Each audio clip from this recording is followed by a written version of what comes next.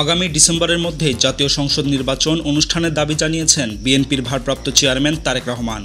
গতকাল বিকেলে রাজধানী নয়াপল্টনে বিএনপির কেন্দ্রীয় কার্যালয়ের সামনে ছাত্রদল, যুবদল ও স্বেচ্ছাসেবক দলের উদ্যোগে আয়োজিত তারুণ্যের রাজনৈতিক অধিকার প্রতিষ্ঠার সমাবেশে ভার্চুয়ালি যুক্ত হয়ে প্রধান অতিথির বক্তব্যে তিনি এ দাবি জানান।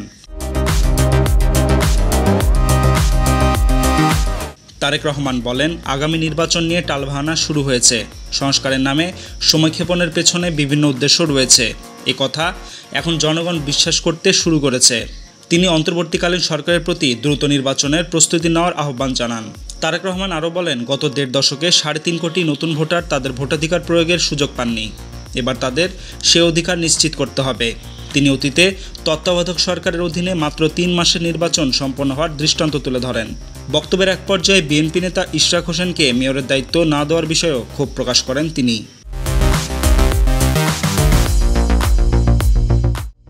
Desk report, tweet news.